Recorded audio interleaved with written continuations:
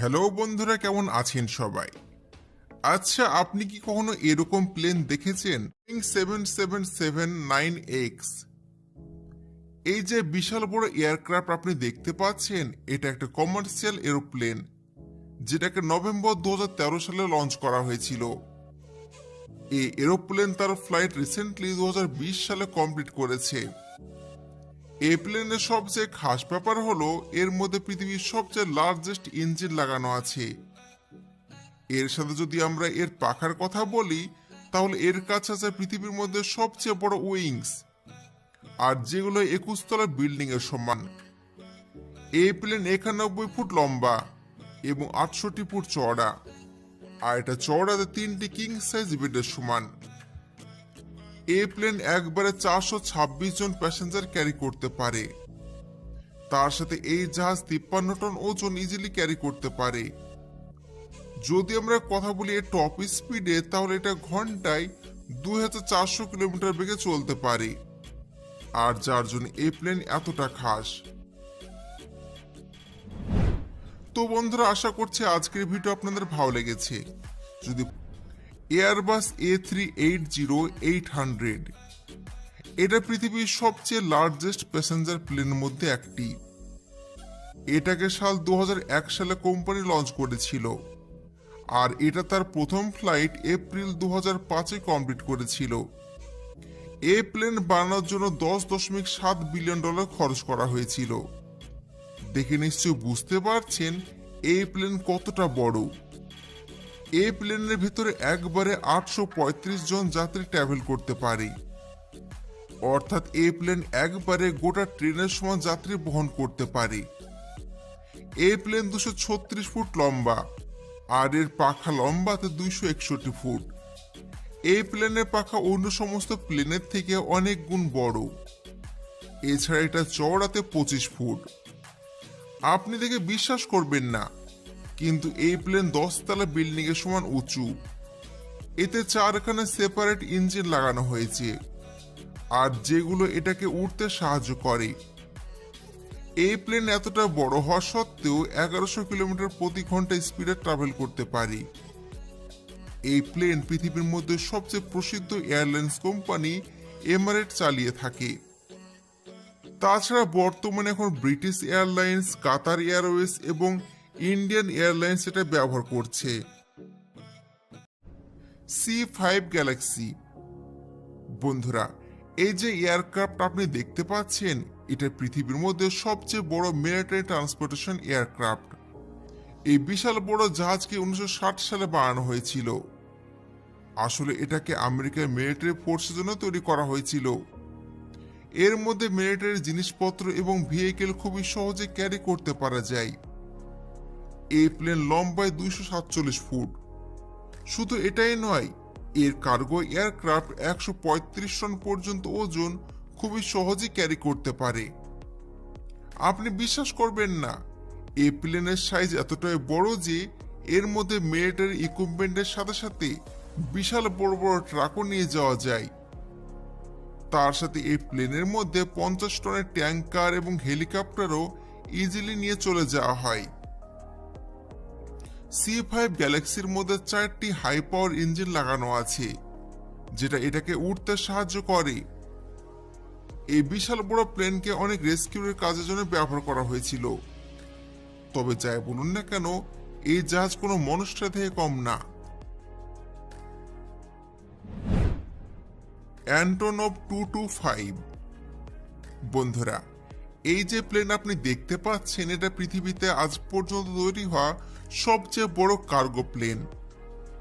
এটাকে Soviet union 1980 সালে ইউক্রেনে বানানো শুরু করেছিল, আর এই প্লেন তার প্রথম ফ্লাইট করেছিল 1988 সালে। এই প্লেন 275 ফুট লম্বা। যদি সহজ ভাষায় বলি, তাহলে এটা লম্বাতে একটা ফুটবল গ্রাউন্ডের 3 অংশের সমান।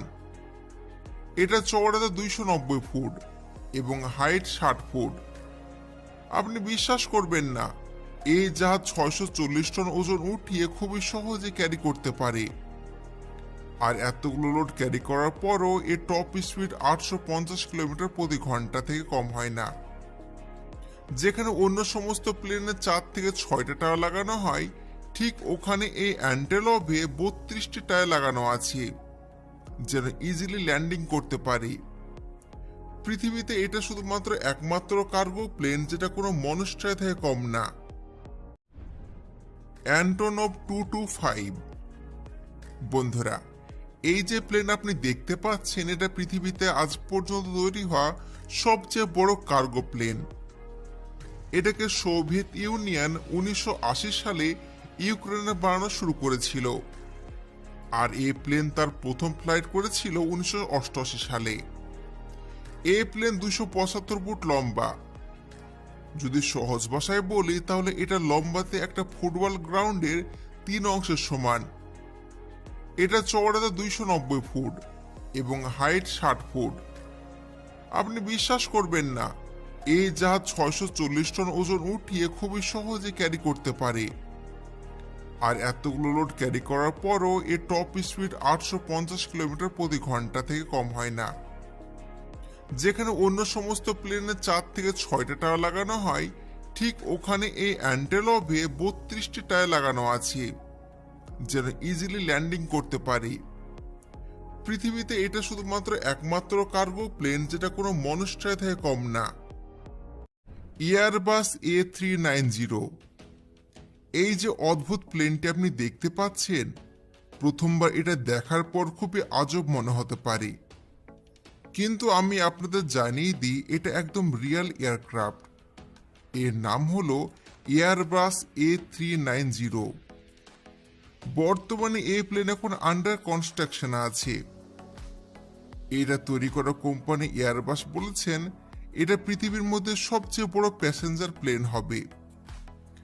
এয়ারবাস কোম্পানি এটা A380 আপগ্রেড ভার্সন। এই প্লেন এখনো লঞ্চ করা হয়নি, এর জন্য এর ব্যাপারে খুব বেশি ইনফরমেশন নেই, কিন্তু ইঞ্জিনিয়ারদের মতে এটা ট্রিপল টেক প্লেন হবে, অর্থাৎ এর 3 তলা হবে, আর এর প্রত্যেকটা তলাতে 300 থেকে 350টা সিট থাকবে, আর সবগুলোকে লাক্সারি এবং কমফোর্টেবল তৈরি করা হবে। এর সাথে এতে 6টি হাইপার ইঞ্জিন লাগানো আছে। এই প্লেনের সব থেকে ইউনিক জিনিস এর আকার। এটাকে প্রথমবার দেখার পর কোন একটা বিল্ডিং এর মতন মনে হবে। তবে ব্যাপার যাই হোক না কেন, এই প্লেন সত্যি অদ্ভুত। B-52 ফোরটেস্ট।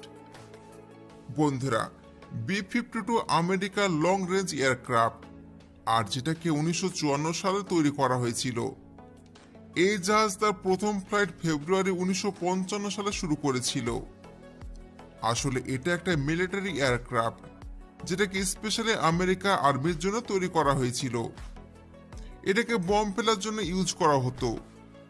তার সাথে এটা মিলিটারি অস্ত্রপাতি ট্রান্সপোর্ট করতে পারে।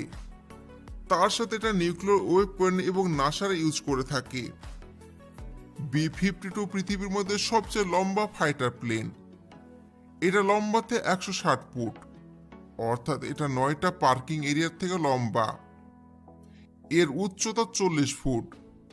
এই এয়ারক্রাফটের মধ্যে 8টা জেট ইঞ্জিন লাগানো হয়েছে, যেটা এটাকে 1600 কিলোমিটার প্রতি ঘন্টা স্পিড প্রোভাইড করে।